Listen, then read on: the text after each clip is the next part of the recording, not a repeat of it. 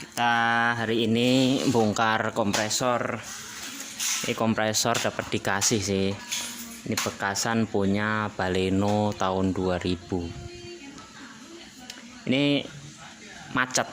Jadi dia itu pas lagi jalan tiba-tiba panbelnya putus. Decik dulu berapa detik kemudian terus panbelnya sampai putus, dipaksa ya. Ternyata indikasinya dari kompresornya macet, katanya gitu. Nah habis itu ke bengkel AC dicek, ternyata memang ininya habis olinya, jadi indikasinya habis olinya habis sampai kering. Ini kalau pulinya masih bisa muter.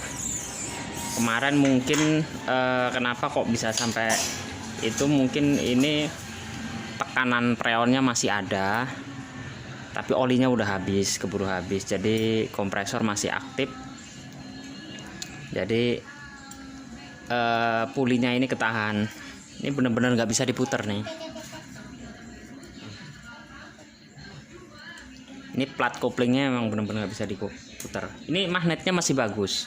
Ini cara ngecek magnet kompresor masih bagus apa enggak tuh begini. Kabel kompresor tuh ada dua.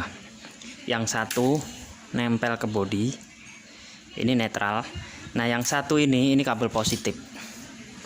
Kalau mau ngecek satu kabel aja, ini langsung ke kabel positifnya aki.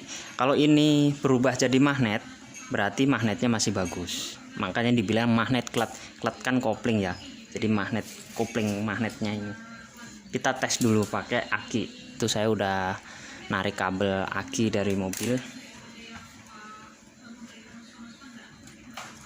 Ini kabel positif. Ini kabel negatifnya.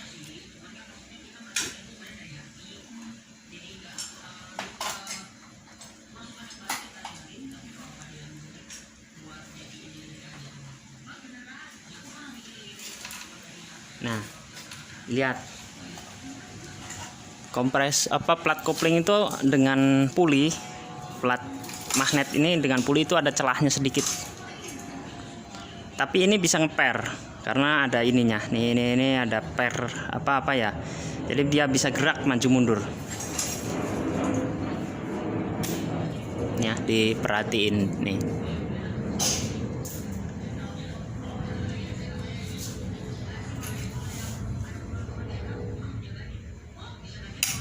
Tuh. Berarti ini magnetnya masih bagus. Kalau pengen nyobain lagi kayak kunci L kan nggak mengandung magnet ya. Nah, ini nggak nempel kan? Oke, nggak ada magnetnya. Nah, tuh, ini nempel. Berarti memang tuh masih bagus.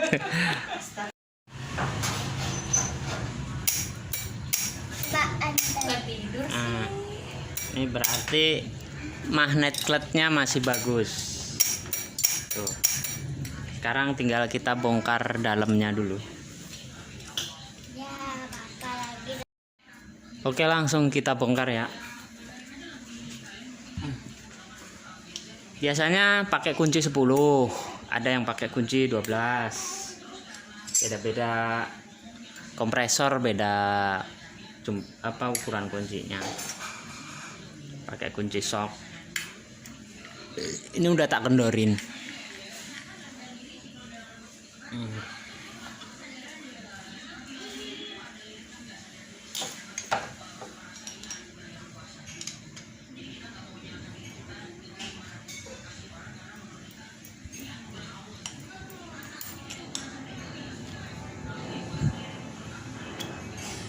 Ini platnya. Kelihatan di sini kalau pecah berarti memang udah nggak bagus. Nanti kalau pecah ini gesek terus karena peang. jadi ini masih bagus, belum ada yang pecah, belum ada yang retak. Ini platnya masih bagus. Nah dulu guys, makan guys. Makan guys, oke. Nah ini ada snap ringnya, pakai tang snap ring.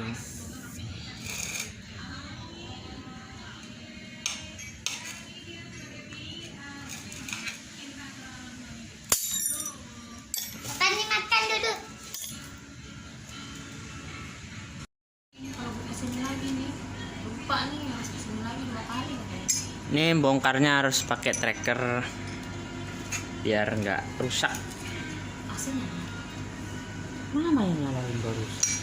ada kali ada itu. Apa? Begitu waktu makan guys. Nah, Halo lah. ini kelihatan nanti. Hehe.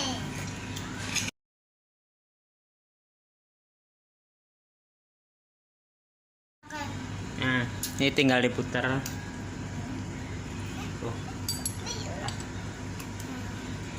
Ayo, coba ayo. Nah.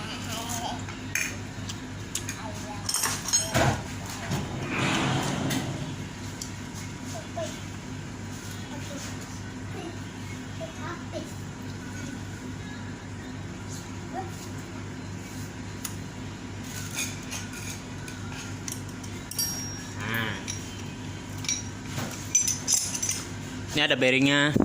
Biasanya kalau kompresor ngorok belum tentu dari kompresornya, bisa jadi bearingnya. Ini ada kode bearingnya nih.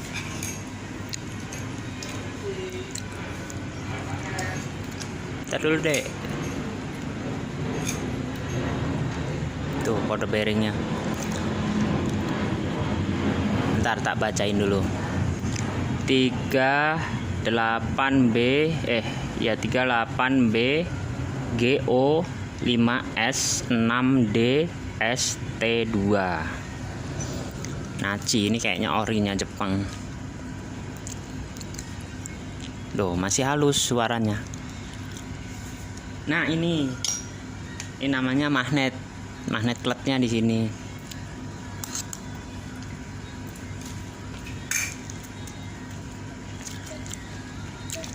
Ini magnetnya. Ini kabelnya 2 nih.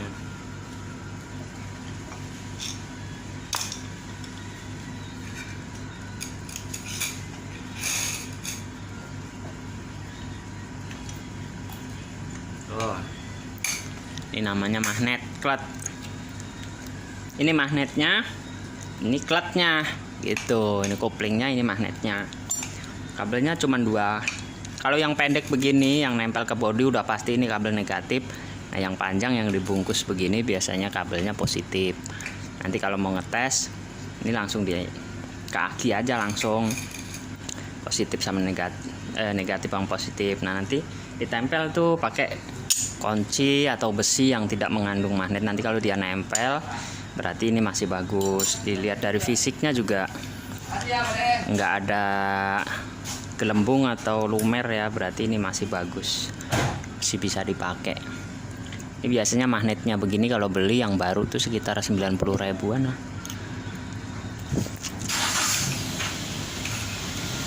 Ini pulinya tuh 2, 3, 4. Nah, 4. Ini berarti 4 TK. Kode bearing kode panbelnya.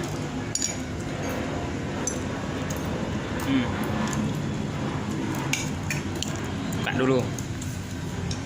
Mana kunci L-nya?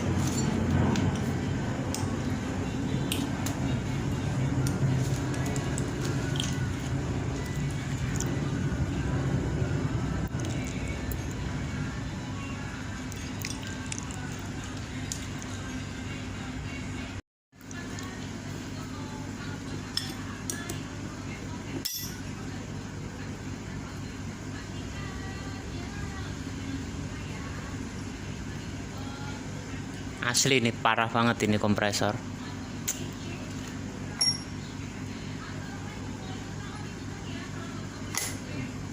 Ini kompresor kalau udah begini udah nggak bisa diselamatkan ini.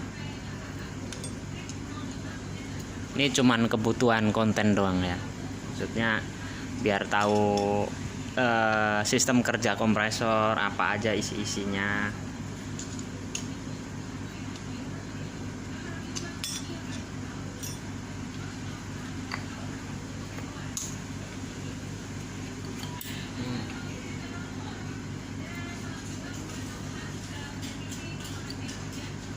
Tuh, asli ini parah.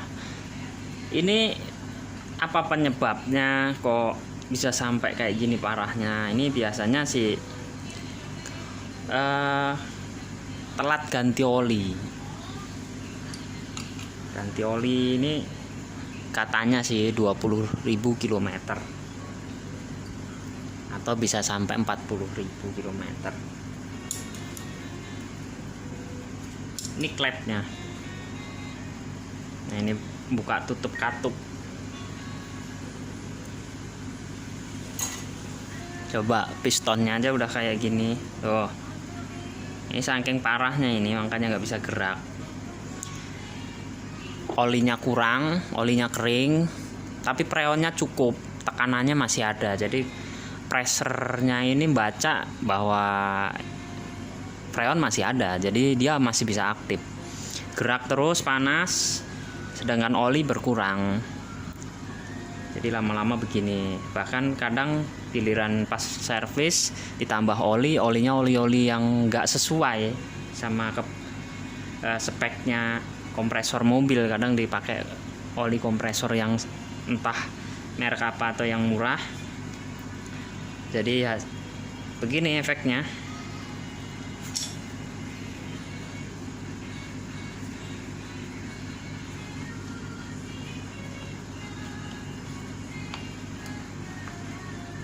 Tuh.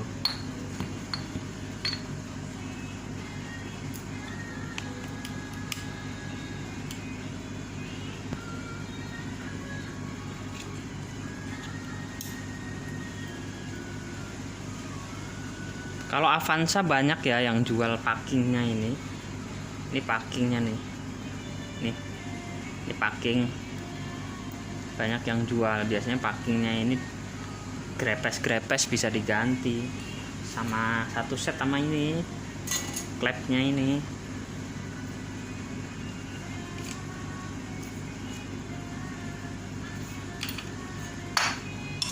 Tuh.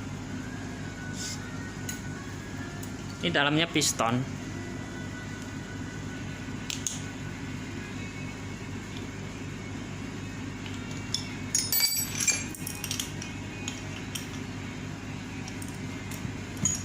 Sampai susah dibelah jadi dua tuh susah.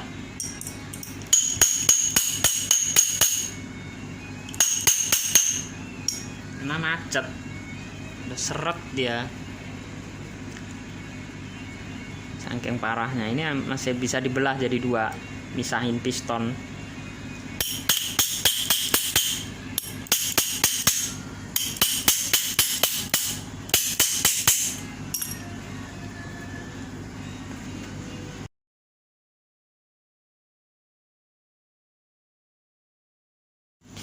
Coba dulu kita buka pakai tracker nih.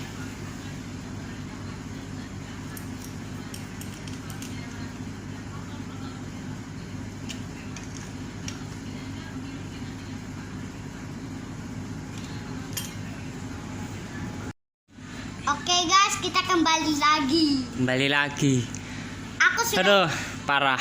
Ini emang bener-bener ya. Kalau udah macet, ini bahkan sampai saya getok ini kan memang udah nggak kepake ya. Pecah tuh. Dudukannya tuh. Diketok sampai hancur, sampai dicongkel, sampai begini-begini, sampai saya pahat-pahat tuh, tetap nggak mau buka.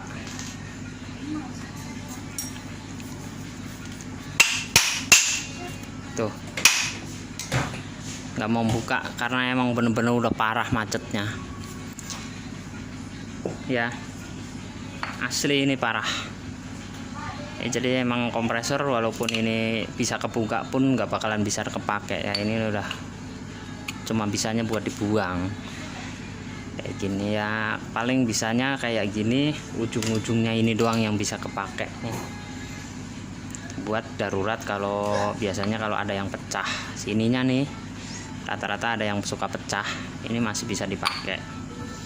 Tapi kalau ini kalau udah macet, udah ngorok, ini nggak bisa dipakai karena biasanya penyebabnya bunyi ngorok itu antara olinya habis. Di dalam ini ada gundunya, ada di video saya yang bongkar kompresor punya Airio, itu saya bongkar lepas semua. Nah sama ini linernya ini sampingnya ini kalau udah baret, piston ini piston. Nah ini kalau udah baret nggak bisa, kompresinya udah pasti turun, jadi ngowos. Freon itu nggak bisa dipres, nggak bisa dikompres dengan maksimal, jadi ngowos, ngempos karena baret. Nah baret ini lama-lama kan ngeluarin kotoran apa gram, gesekan, lama-lama ya bikin macet. Jadi kalau udah macet udah nggak bisa dipakai, mending dibuang ya. Oke, jadi ini masih bisa dimanfaatin headnya doang, yang atas bawah, terus sama magnet clutch, magnet dan clutch sama ulinya. Ini masih bagus, masih bisa dipakai, masih bisa dimanfaatkan. Jadi kadang kalau kita servis AC ke bengkel, kalau ganti kompresor ya, kalau mau dibawa pulang kompresornya nanti diambil ininya aja, kalau memang masih fungsi ya, masih bagus ya, ini masih bisa manfaat. Ini sebenarnya murah sih, satu set begini kalau yang baru bisa sekitar 250-an lah, sampai 300 segini nih. Cuman ya ini kan kalau mau dipasang lagi harus ganti bearingnya harus diganti karena kan bearing bekas. Sayang juga nanti giliran udah kepasang bearingnya ternyata terus bunyi kasar, kan tetap bongkar lagi, mending diganti sekalian. Oke, segitu aja Om tentang kompresor. Jadi penyebab kompresor ngorok tuh biasanya memang olinya kurang, atau enggak di dalamnya sini udah memang baret, terus atau enggak kadang ini ada yang mulai pada patah ini, terus terkadang juga bearingnya aja, bisa jadi bearingnya aja. Kita lepas dulu pulinya, kalau diginiin bearingnya kasar, terus kita tes dulu, diputar-putar manual di sini. Kalau diputar-putar manual masih ringan, terus nggak ada bunyi-bunyi kasar, berarti kompresornya masih lumayan bisa dipakai. Jadi mungkin cuman bearing kompresornya aja yang diganti. Kalau bearing kompresornya ini harganya sekitar 100 sampai 150-an lah. Ini gampang gantinya, pakai ragum bisa dipres, jangan diketok ya tengahnya, dipres. Ini ada penguncinya di sini, sikat aja langsung jebret, ini lepas nih. Kalau nggak mau repot ya udah beli satu set, gitu aja. Itu tadi penyebabnya. Jadi rutin ganti oli per 20 km atau 20.000 atau 40.000 km kalau jarang dipakai. Rutin ya diganti, pakai oli ND8.